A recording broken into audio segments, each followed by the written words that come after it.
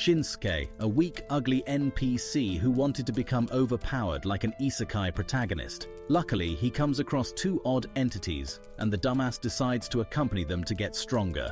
Wandering through the forest is a wannabe Ronin, who spots some bandits and debates heavily on whether he should fight them or not. He suddenly stops when he sees one of the travelers advising the bandits to quit and get honest jobs. The bandits in turn laugh at the joke, and one of them tries fighting them, but he gets his ass handed to him like it was nothing by one of the travelers. The traveler immediately apologizes for not being able to control himself, and this upsets the bandits more, so he drops a few talismans to show his apology. The dumbfounded animals immediately get knocked out by magical huge fists that come from the talismans. He then makes fun of them, but the younger-looking traveler beside him knocks some senses into him. They happen to be looking for their leader's hideout. The young Ronin decides to follow the two special beings to find out more about them. As he follows them, the foxy-haired girl senses him, but she ignores him. The party of two finally rests at the riverside. After walking for a long time, the fox girl finally loses her patience and stones the stalker out of the bush. He then introduces himself as Shinsuke Hyudu, and she questions him for following them. The fool in return says he wants to know the technique they used to defeat the brigands, but they tell him it is none of his business. He then strikes a deal with them and they introduce themselves. The man who used the talismans is known as Jinka, a Sendo, while the blonde fox girl with him is called Tama, a Yuko. The fool doesn't believe them, so they threaten him, and he takes them to the bandit leader's hideout.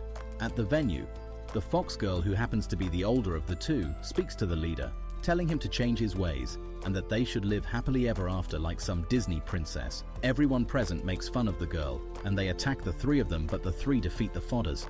Shinsuke, who feels a surge of ecstasy, dashes at the Ishin, the sword saint lookalike, to end him, but demon arms erupt from his helmet and stop him. The party calls the demon a Katawara, which is a spirit of the dead.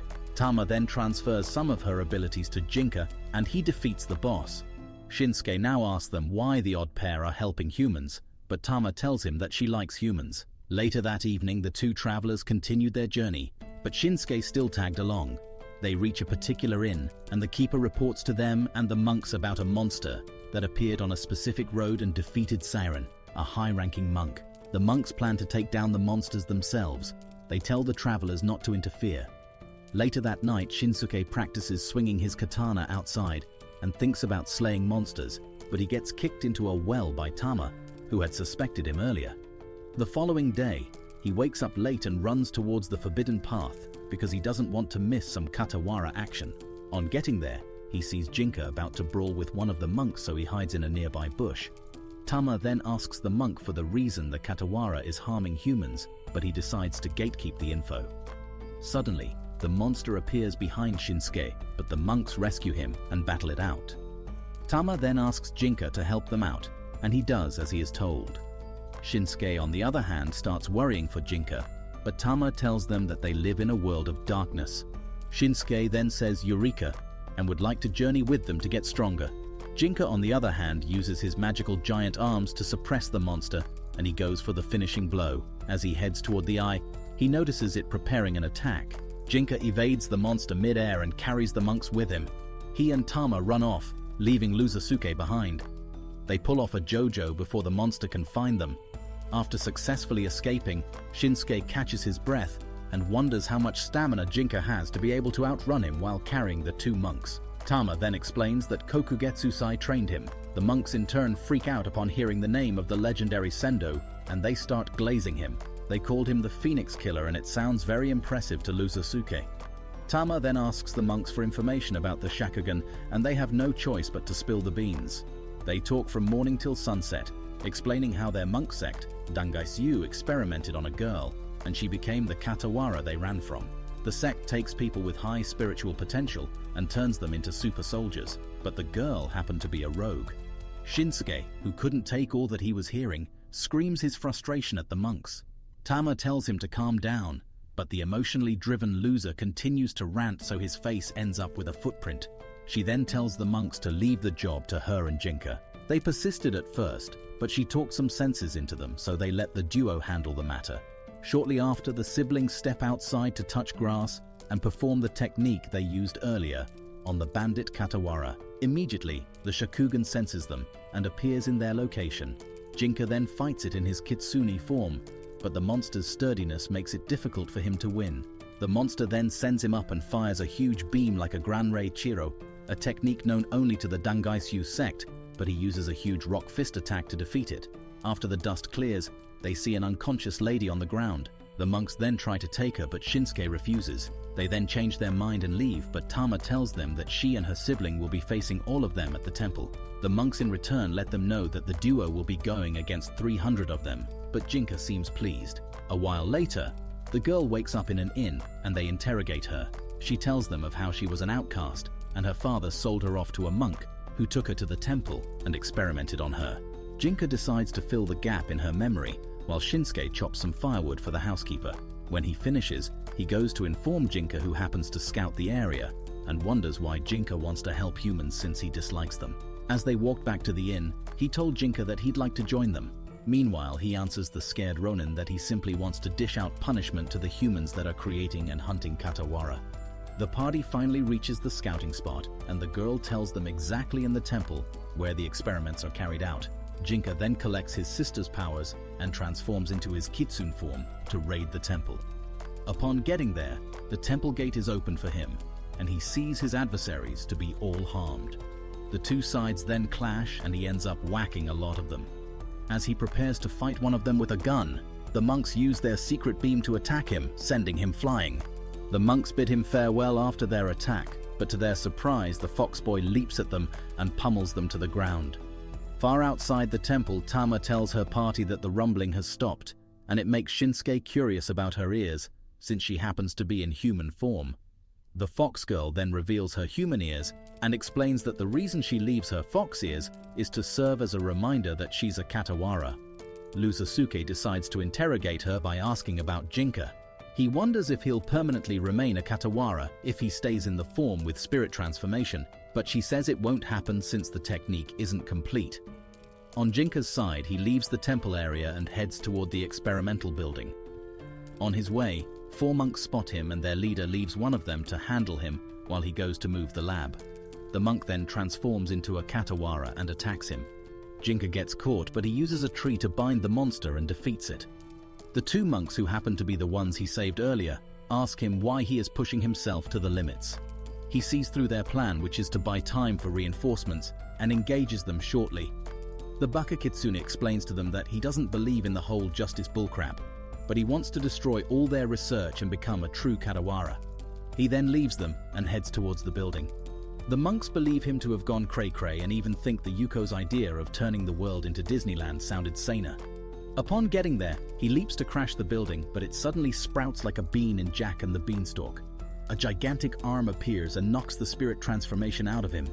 His people on the other side learn of his loss, but they get ambushed by a monk. Luzusuke decides to strip himself of all the remaining pride and beg for mercy to buy time, but they do not escape. Instead, he gets called a fool for trying to trick a monk. The pink-haired lady, who was a shakugan earlier, then shapeshifts her hand and smacks the monk away. She then enters a PTSD state and runs off to recover her memories. Shinsuke then chases after her. Meanwhile, Jinka dreams of the past, how his friendly Katawara was murdered by the humans, which made him revolt against them. He suddenly wakes up and finds himself by the shore of a stream and a floating Shikigami not far from him. He speaks to it and discovers it happens to be controlled by the man who left the other monks to move the lab. The man tells him that he'll be sending assassins to get rid of him. He then asks about Kokugetsusai, but Jinka tells him that his master is dead. As soon as he heard him, he let go of his Shikigami. On the other side, Shinsuke chases after the monster girl and ends up finding her through fate. The girl tells him to stop bugging her and runs off. The fool who was with her loses his foothold and falls. As soon as he hits the ground, he gets up to keep chasing the lady, but Tama sees him and questions him. He clutches his chest and tells her that he feels like she shouldn't be left alone. She then tells him the direction the girl is headed. Jinka, on the other hand, remembers his Katawara friend who got killed and wondered if things would be different if he had the power he used currently. The monster lady, whom Shinsuke is after, runs out to the open and pauses to greet him as soon as she sees him, interrupting his thoughts. Shinsuke then uses the opportunity to pounce on her. Shinsuke then Naruto talks to her and starts crying. She then calms down and weeps with him.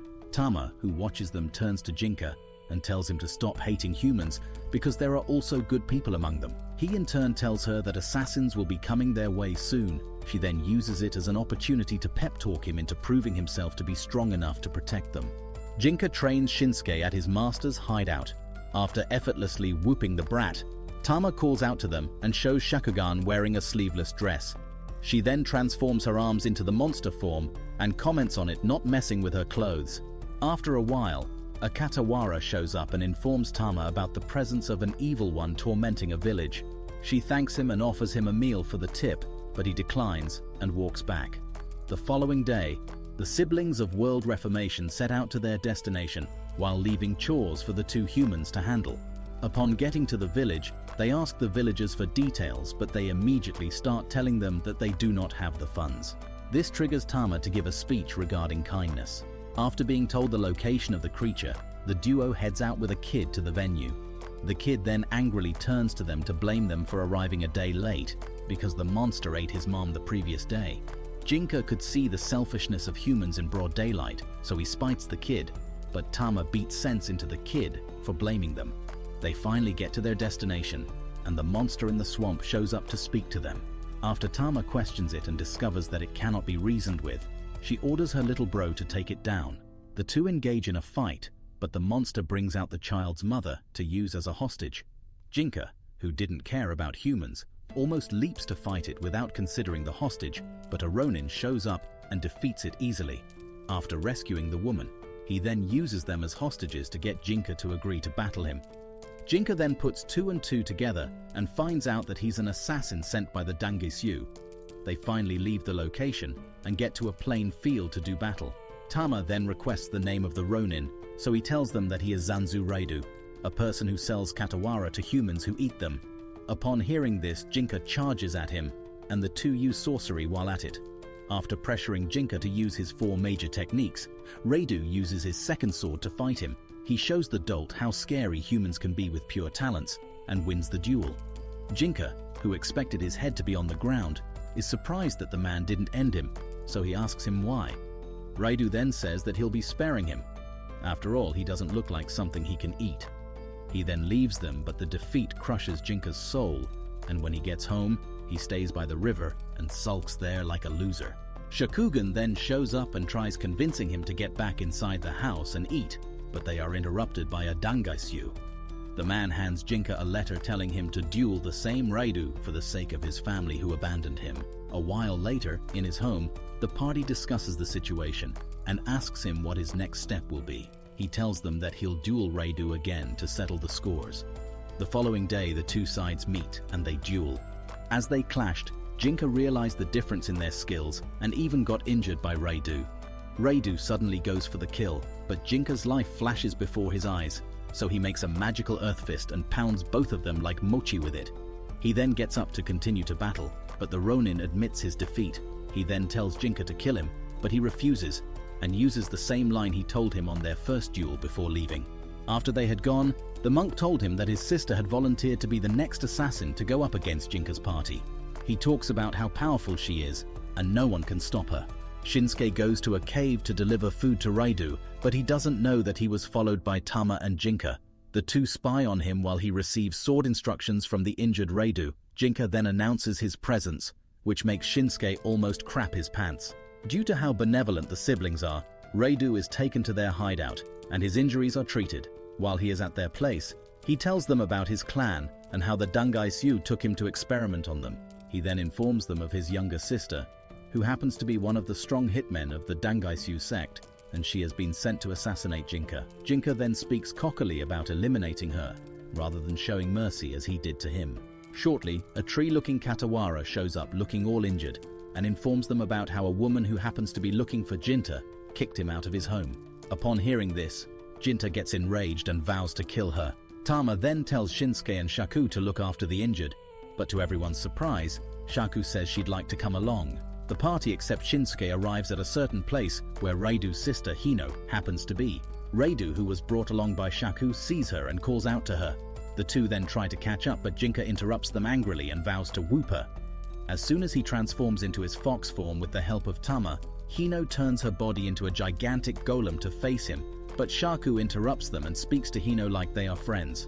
It turns out that the monster in her, called Kagan, happens to be the one talking, so he tries speaking to the one in Hino, but Hino tells it that she has consumed the consciousness, and this enrages the pink hair into challenging her in a duel. The two of them trade blows, and the party finds out how formidable Kagan happens to be. With him and Shaku in sync, they push Hino to her limits. Meanwhile, in the hideout, Shinsuke starts befriending the tree monster, and it tells him to be a good friend to Jinka. After feeding it worms, he goes outside to get some more, but he suddenly feels a cold sensation and sees two strangers outside their hideout. The older one among the two says they should leave since his target isn't present. Shinsuke then looks into the younger one's dead fish eyes and sees a river of blood. The chicken cowers and falls on his bum. The twig inside hurriedly informs him to run to the others to leave the vicinity, because he can smell a dragon.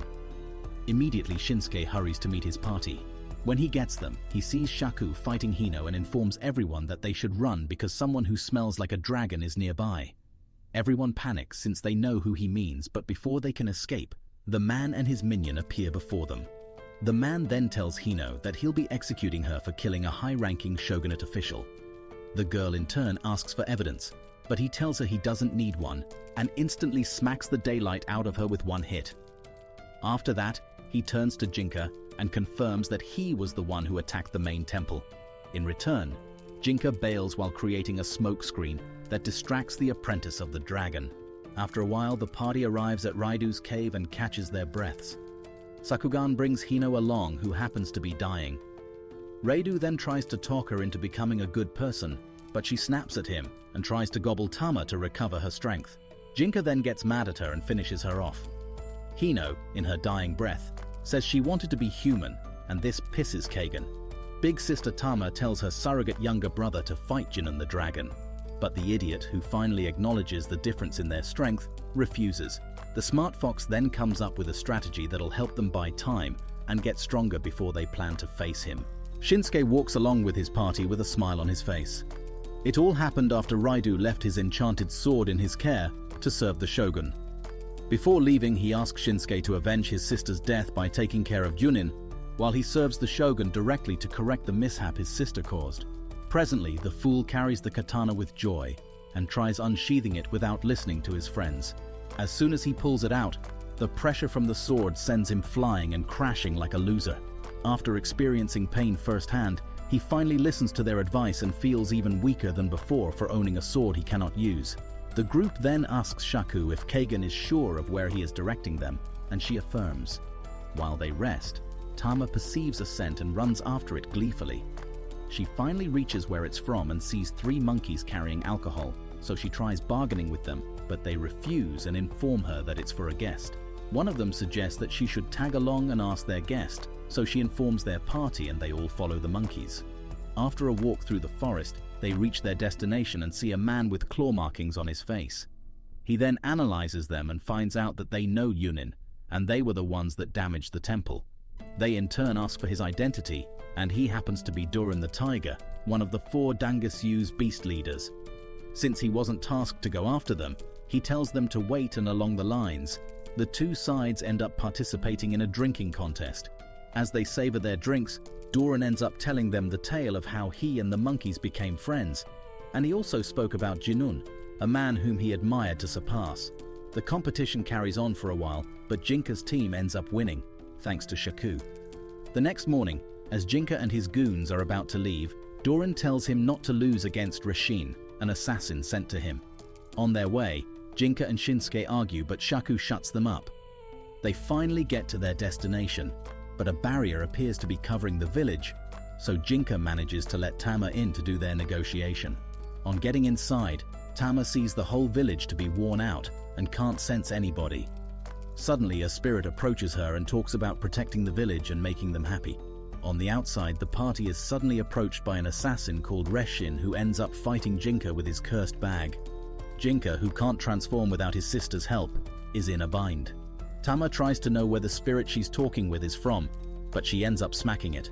She then checks inside a room and sees that time has indeed passed, so she looks for the spirit and thanks it for holding up and doing a good job. The stupid slime-looking creature starts bawling out its eyes before disappearing.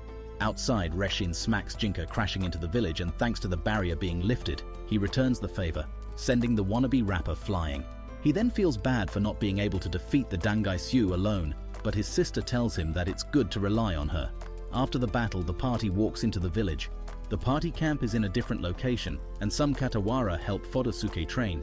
They notice a pregnant woman nearby, and Jinka carries her safely into their new hideout, inside a Katawara. When asked how the woman can take all the surreal things happening around her, Jinka says he used an illusion on her to make her see all the Katawara as humans. In the Dangaisyu temple, the lab owner, Yazan, speaks to Jinun and Durin. He sends Durin as the next assassin to fight Jinka. Later that night, Shinsuke practices his sword swinging, but Shaku meets up with him and informs him that he's too noisy. The fool then checks his arm and sees lots of blisters. Shaku girl commends him for trying his best to be strong, but he ends up giving Doflamingo's speech about weaklings. Shaku ends up getting flustered after calling her crush an earnest person, so she tries running away, but Kagan possesses the and tells the brat to draw the enchanted blade. As soon as he does, he is thrown far away like the effect of an almighty push. Kagan then explains to him to think of the sword as a person, and the fool ends up imagining how the sword would talk. Kagan encourages him and wishes for him to be good enough for Shaku, since he believes them to be a good match. The fool gets encouraged while the girl regains her consciousness and runs away. The next day, they all stay by the pregnant woman's side, and Shaku and Kagan are picked as names for her baby based on their gender. Their party is later interrupted by Durin and Reshin, who were sent to capture Jinka. Jinka, Shaku and Shinsuke finally show their faces before the men tear down the village. Durin then transforms into a tiger and battles the boy who is in a spirit transformation. The two go at it, but Durin beats him senselessly. This makes him lose a few screws and fight like a true monster.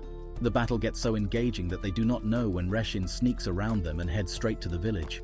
He then sends a giant boulder with talismans to run down the village, while using Naruto's signature move to act as a decoy for the remaining two members of Jinka's party. Kagan decides to be a man and handle the boulder, while Shinsuke goes to rescue their friends.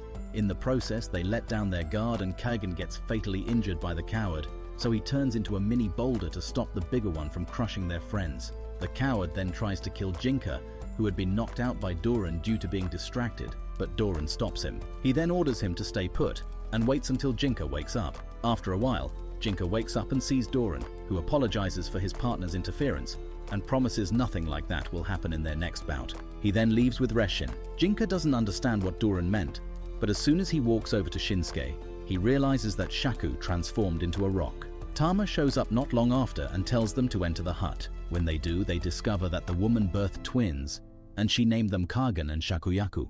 Jinka ends up bawling his eyes out, while Shinsuke can only watch in frustration. He then walks out of the hut and grits at what has become of Shaku.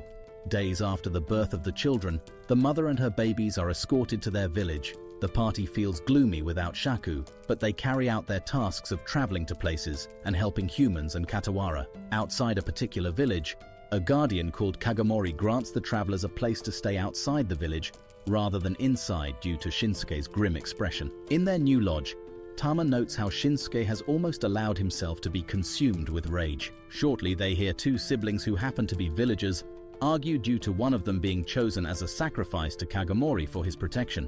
Shinsuke gets fed up and plans to leave, but Tama tries to stop him. He then argues with her to justify the Katawara's actions and calls her a fraud. She ends up using her snake illusion on him, but he breaks out of it and leaves the hut. Tama follows him and hands him clothes while wishing for his safe return. After a while, he gets to a forest and senses Kagomori, so he calls out to it. But his arch-nemesis, Reshin the Backstabber, does as his name is written on the Katawara, fatally injuring it. He then proceeds to attack the angered Ronin and beats the angered fool to a pulp. When he decides to take the finishing blow, the plot happens, and the angered Ronin enters the Enchanted Blade's mindscape, and they do some Ichigo and Hollow Zangetsu arguments. As the bagman is about to end the lad, the Ronin defeats the sword and cuts his arm off, but the hand returns to its owner. The bagman, who looked cool, then removes the bandages covering his face and ends up looking like a malnourished Obito. He then fires a Kero attack, but the amateur Ronin evades it and charges at him like a loony. The two fight, but when they lose their swords, Shinsuke is later assisted by Kagomori, who uses his dying breath to punch the loser in the face, knocking him down. Shinsuke then follows its example by using his fist to disarrange the already ruined face of the coward. He then picks up his sword to end his life, but he hears Kagan and Shaku telling him he is better than that, so he stops. Immediately, Yazen the high priest uses a Shikigami to communicate with him and orders Reshin back to the temple. Zeshi then asks for his name and he calls himself Takakichi. They declare war on each other before parting ways. Later that day, as Shinsuke passes through the village, some random villager stops him to confirm if he killed their Kagomori. He then starts to worry about who would protect their village, so the already pissed Ronin tells him to gather people and do it, or he should just die. He leaves the coward and then meets up with his party who wait for him, and they all leave the vicinity. At the end of that day, the party camps in the woods. Tama asks Shinsuke if he'll continue their journey with them, and he affirms. He then nearly gets into a fight with Jinka for teasing him, but Tama stops them. At dusk, he trains with one goal in mind, to be strong so that he can achieve Eren Yeager's goal. The next morning, they set out and reached a new destination, a place guarded by two enormous Tengu. A Katawara appears shortly after and introduces herself as an ally, so she takes them in and informs them that Dragon is on their tail. They suddenly begin to worry, but she informs them to relax, since he won't be getting past the Tengu. As she takes them to a cave, she speaks of Jinka's fairy eyes and notes them to be sealed. They finally get to the cave, and she tells them to relax and chat. During that period, Dragon and his underlings have gotten to the entrance. They are stopped by the Tengu, but Senya, Dragon's underling, skewers them like hamburger cheese. In the cave, the Katawari introduces herself as a mountain spirit. She calls herself their ally and hopes they help her wake Taizan, a lower mountain spirit that punches Jinka out of the temple. She suggests that the best way to restore the spirit to its senses is to slap sense into it. Meanwhile, the defeated Tengu outside the entrance turns into crows and casts a spell on the Dragon and Senya to ensure that they get lost. At the cave, the Katawari tells them that she'll do the smacking, so she expects them to thank her properly for taking care of one of their three strongest opponents. The party seems confused since they only know the Dragon as one of them, but she mentions Kuzunoha, a fox spirit, as the last of the three. She then explains how a certain man who happened to be Yazen, a researcher amongst the Dangaisyu, chased after a fox to kill it, but they fell in love at first sight like some K-drama. The group recognizes Yazen immediately, but when they ask who Kuzunoha is, Tama tells them that she's her mother. They then vow to defeat the two masterminds behind the artificial Katawara they've been creating. Suddenly, a murder of crows interrupts them, and from them, a girl uses Shinsuke's face as a landing cushion and reports to her mistress about Dragon's location. She then spots Jinka and falls in love with him, but he swats her arm off since she's a human. Lady Katawara then shows them live footage of the Dragon meditating to break the crow's spell. She then decides to distract the Dragon while she gets her guests ready for training. After taking each of them to their training grounds, they are then faced with difficulties that will help them get stronger. Jinka is taken to a plain field, and the tree spirit tells him about his master. She then summons her underling to fight him, and he ends up being cornered by the frenzy lover girl. In Shinsuke's case, he is taken to a place where a huge boulder covers his path. He then tries using his sword to cut the boulder, but it doesn't work. Shortly, a mini version of the mountain spirit shows up and talks to him. Just as she speaks to him about being a part of her mistress, a replica like her speaks to Tama. In Tama's case, she is surrounded by water and tasked to walk on the surface to get to her destination. The three of them begin to face their tribulation, while the Dragon and Senya are being distracted some meters outside the cave. Dragon then sends his underling to act on his own, so the boy chases after one of the Katawaras, and the scared monster hands him a toy before running off. Meanwhile, on Jinka's side, he struggles against Miss Mountain's disciples, and the mistress starts speaking about his family and his fairy eyes. He then learns the truth as to why his master took him from his twin brother and gets very upset. The mountain lady then pep talks the loser into accepting himself, and in doing so, he awakens his Sharingan and starts seeing auras enveloping them. Bro waltz through explosions like it's art. Shinsuke, on the other hand, has struck the boulder several times, but it doesn't cut nor budge. He then changes tactics and tries flying above the boulder.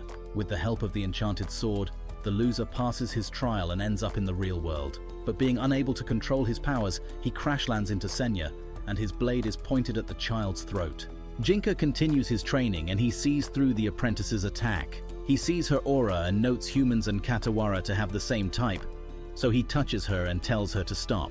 The doofus, who is madly in love with him, agrees immediately, hence earning him his victory. The mountain spirit then tells him that she'll have him practice more.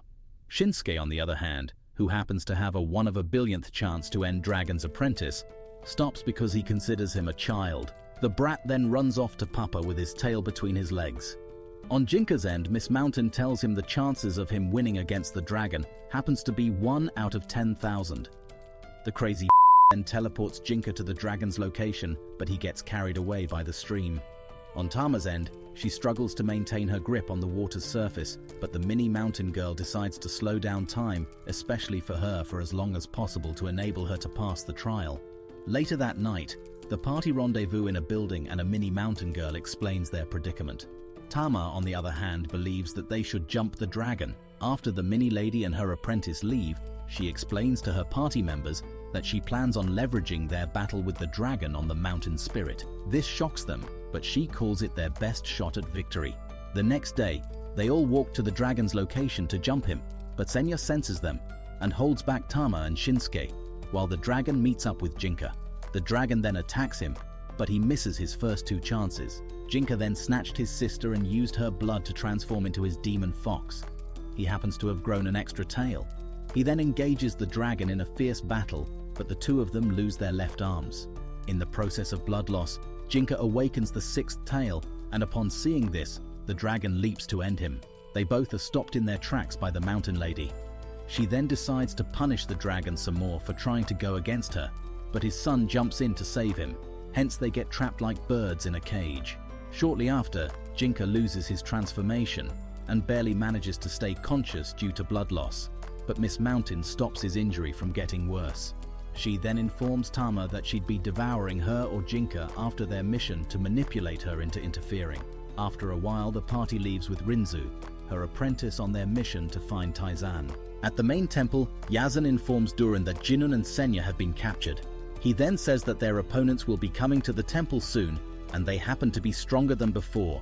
He says they should rather wait for them rather than send assassins. The hot-headed tiger smiles at the chance of battle, so he steps outside to prepare. In an inn in a town nearby, Jinka wakes up and sees that his arm is still missing. Instead of feeling down about it, he thanks Tama for her successful plan in taking down Dragon. Shinsuke watches him act all cheerful and wonders how he can do so. He then informs Ronin that it's because of the power flowing through him, and it feels like he didn't lose any limb. Tama tries advising Shinsuke into smiling, but the grumpy swordsman leaves and helps them to buy some dumplings. They then plan to set out the following day to the temple. Meanwhile, at the temple, Yazan had made some newer Katawara models to help in combat, but as soon as Tiger saw them, he went into battle and destroyed them all. The following day arrives and the party gets ready to leave for the temple, but Rinzu halts them and makes them write their names on some papers as a request from her mistress. One can almost mistake them to be writing their wills. The paper can be used to transport them back to her mistress at any point in time. The party does as they are told, and they head to the temple. At the temple, they see Duran waiting for them. The tiger and Jinka begin brawling almost immediately, and the party learns that he was holding back previously against him. Shinsuke, on the other hand, has his eyes all over the place, and it helps him spot Reshin, whom he immediately goes after. The tiger decides to show some Tekken moves, and it causes Jinka to summon his 6th tail, but in the process of trying to use it, he gets his ass kicked by the animal. The brat gets up to his feet and realizes the huge skill gap between them, so he banks on a miracle happening to win the fight. He immediately summons all the 6 tails abilities at once to counter the macho kitten. During that period, Shinsuke runs after his nemesis and ends up getting into a cave. He apologizes to his enchanted sword for not giving it blood to taste and walks in. In the cave, he is met by his foe, who looks like a World War II cyborg. Back in the temple, Jinka struggles against the tiger, but the fool finally uses his fairy eyes and they help him evade the Mabeast's attack. Suddenly, his decapitated left arm starts throbbing, and he gets distracted by it. The cat then uses the opportunity to get close to him, but an arm grows out and pushes the kitten to a wall. We all know what happens when a cat gets backed into a wall. The tiger proceeds to use his magically enhanced fists. In the cave, Shinsuke battles Mr. Robot Boy and is in a disadvantageous position. He leaps over and smacks the fool across the face, forcing him to go through his memories to confirm that he was never hit by his parents on the face. He then vents his anger on the Ronin. Same time, at the temple, Jinka struggles to his feet after being struck by some conceptual power from the tiger. His head gets all fuzzy, so he tries to clear it by inserting his magical left arm into it. When he does it, he finds out that he can tweak his body, so he earns a 7th transformation. The tiger commends him for his exponential growth that nearly matches Ichigo's. Jinka then attacks the kitten, and the attack lands before he can react to it. After lots of analysis, the cat person says he won't be struck with the same attack twice, so he prepared to box the lad. The lad then uses 2 abilities to block the tiger's path while he charges up his ultimate skill. Suddenly, multiple hooded figures pass in between them, and the tiger loses focus, so he gets hit squarely in the face, gravely injuring him. After the battle, the tiger gets up and commends Jinka on his victory, before crashing back into the ground. Meanwhile, Yazen observes his strongest man to have fallen, so he decides to pull a JoJo alongside his fox mistress. He then suggests that they'll go with the plan to scorch the earth, where they smash their witnesses and rebuild from scratch. Back to the ongoing fight, Shinsuke dashes around like a Temple Run character. He is then forced into a closed room, but his sword helps him avoid damage from the freak by flying about like an insect. He eventually gets out, and the two of them engage in mid-air combat. The Ronin then listens to the sword and flies way higher than Mr. Cyborg, and uses a Gurren Lagann move to finish him off. They finally get to the ground, and Reshin jumps out of his armor to trade blows with Shinsuke. Ronin finally uses the opportunity to vent his frustration on the coward's face. He hit him so hard that he couldn't maintain his talismans used to sustain himself, and ended up dying. The party later rendezvous, and Tama tries talking Shinsuke into leaving, since he has finally gotten his revenge, but Ronin says it's not over until he ends the person making the experiments. As they all walk, Shinsuke asks Jinka about his goals, and he tells him that humans and Katawara are simply the same thing, but their vessels just happen to be different. Suddenly, a loud sound interrupts them, and they see a moving house. Rinzu immediately informs her master of the presence of Taizan through the enchanted papers. The building then chases after them, but a moving mountain appears and slaps it. After the Gundam fight stops, Yazen bites Kuzunoha and transforms into a fox spirit. Upon seeing this, Jinka's party flies towards them. As the party flies above the forest, Miss Mountain fires off trees like nukes towards the flirting couple, but Yazen defends them against the attack. She gets mad and the couple tries fleeing, so Tama tells Jinka to toss her towards them. He throws his elder sister at them, and she ends up drop-kicking her mother. Jinka then engages Yazen in battle, but he gets his ass handed to him by the old researcher. Miss Mountain Lady is in a bind, since she can't send massive scales of attack due to Jinka and friends' presence at the scene. The two in Fox Spirit transformation fight themselves while the Vixens gamble on who will win. They start discussing love like it's important in the ongoing battle. Little Tama then tells her mom that she is in love with humans. Her sly mother immediately tries using the opportunity to poach her to her team, but she smacks her hand away. As the ladies bicker, Jinka feasts on the spirit of Taizan, and an eight-tail comes out of him. He happens to be pushing his human body to the limit ever since he lost his left arm. They continue their battle, but this time around, Jinka outclasses the old croak, so he uses trickery. The croak makes a shikigami of Tama and Jinka stabs it, but doing so makes him lose control of his body. He ends up falling for more tricks, and the sly old man almost escapes. After barely catching up to the geezer, Shinsuke attacks him and gets fatally wounded. Jinka then loses it and starts to absorb the surroundings. Immediately, the Mountain Lady commands all her people to return to base. Tama, who was held by her mother, has her powers restored to her, but Jinka remains in the nine-tailed form. He then spots Rinzu, who is being carried away by the crowd, and charges at her. But when the Mountain Lady tries to interfere, she sees 5 cloaked figures before catching her disciple and teleporting back to base. Jinka, on the other hand, nearly bites at them, but Tama kicks him. She tries pep-talking him and agrees to marry him if he stops attacking humans. During that period, he regains control of his body for a bit. Suddenly, Rinzu's soul transportation activates and Tama and Shinsuke are teleported to the Mountain Lady's base. Jinka suddenly goes berserk and nukes his environment at the loss of his sister. Time passes after Jinka goes missing, and Tama leaves to search for him. The Mountain Katawara thinks about using Senya, the Demon Lord candidate, to go against Jinka when the time comes.